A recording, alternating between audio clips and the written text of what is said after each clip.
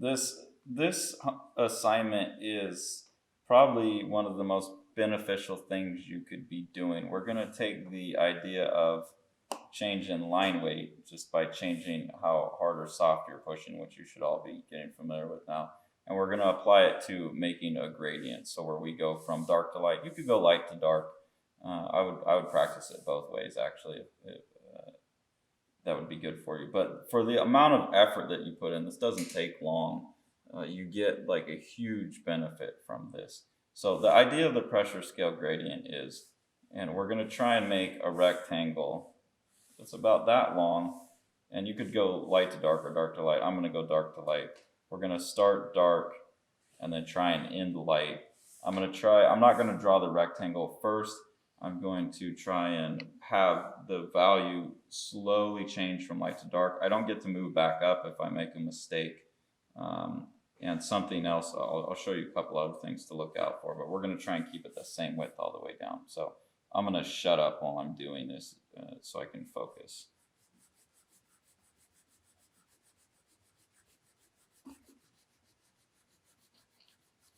Now at this point, I'm slowly releasing the pressure.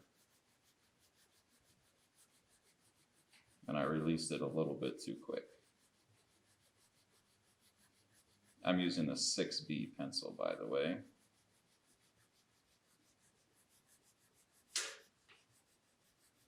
And as I'm going, I'm just continually releasing the pressure. And I'll try and fade to white. Now, a couple things to look out for. You can see here, I jumped from the darks into the mid-grays a little bit too quick. That's called capping. A more extreme version of that would look like this.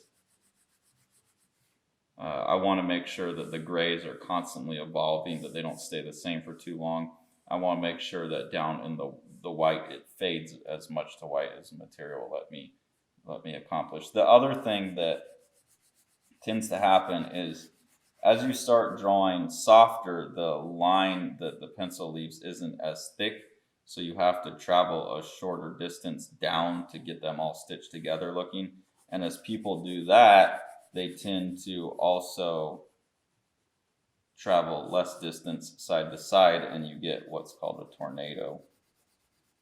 So people tend to do capping, and then they'll do like a little tornado, and there'll be bigger gaps in between. We don't want that. We want a slow, even gradient like that.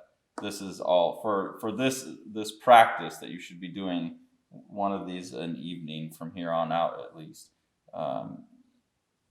We want to do it all in one go. I would suggest switching different materials. So now I've got an HB pencil, and this will help you get a sense of the materials, how the different materials feel, what the value range of each material is. You'll see that the HB pencil does a much better job in the lights. Got my own hand in my way here. And it's not as speckly as the 6B is. So I get a better gradient into the whites. And if I use the 6H, it doesn't get as dark. To go dark, I'm having to push too hard and I'm actually making dents in the paper. So you got to learn where to stop pushing so hard with the 6H. And the 6H leaves a much thinner line, so I have to do a lot more work basically. In terms of moving up and down, I can't move down as fast. And it's going to do a better job of getting into the lights. And then if I picked up charcoal or something else, it would have a different effect. So when you're doing the pressure scale gradient as just a practice to train your muscle memory about your ability to very slowly change pressure, you're going to do it all in one pass. Now, when you're actually working on an assignment and creating a gradient, it's a little bit silly to have to try and do it all in one pass. The more you can get all at once, the better, but you need to go back over. So if I was going to go like, all right, I did this on a drawing, now I want to nuance the gradient, I can go back over it and create a more subtle gradient by going back over it a number of times. And I'm still changing pressure. I'm pressing harder here and letting up as I go down, but you'll see, hopefully you can see in the video, that it's slowly altering the value by just a 1 or 2% each time I go over it. I could also go in a different direction, and the paper has like little hills and valleys. That's called the tooth. If I just draw in one direction, I'm like filling up just that side of the tooth. So that's like if I'm drawing this way. If I draw this way, then maybe I'll fill in this side of the tooth. And if I draw that way, I'll fill in this side of the tooth. So the more different directions I go in, the better. I can do this little circular motion here that will help me get a smoother look. So I can go in and do that. And that also is something I'm changing the pressure as I'm doing it. And as I get down here, I push lighter. Maybe I'll go in this direction. Well, that's getting too dark now. But I'll go in that direction and fill it in. So I'm going to go back over. Another way that you can get a gradient, I'm going to switch to the HB now, is say I have a patch and I put it in all one value, and then I want to get a gradient. I'll just come back over. I'm not even changing the pressure at all right now.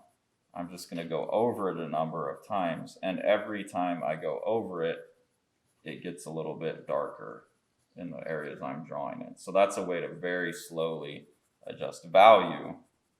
A lot of people try and get it all at once, and they wind up causing themselves problems. It's good to have some sense of gradient, but you also want to develop them slowly. And then if that's not getting dark enough, I can start pushing a little harder and letting up on the pressure, but still do that number of passes over it. Also changing direction will be good, going in those little circular patterns. Something else we need to think about is you can see that the textural qualities of these pencils are different. So in a drawing, we're going to use all three.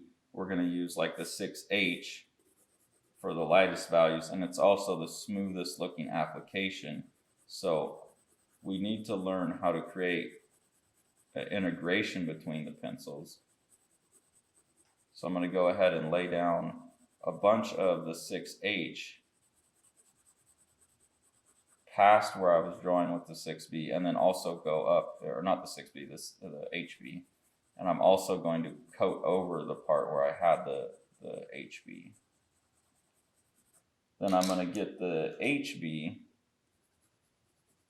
and get as dark as I can get with it and go up for a while.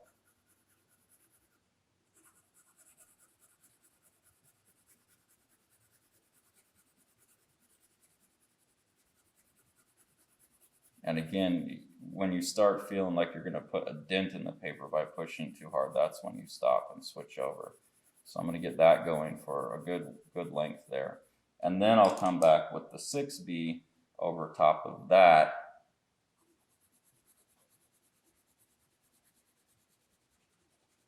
And blend the pencils together that way.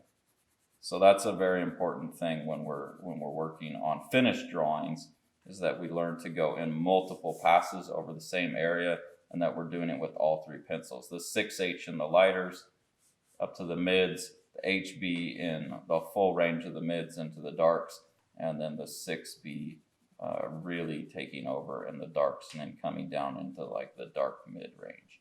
And that will help the textural differences.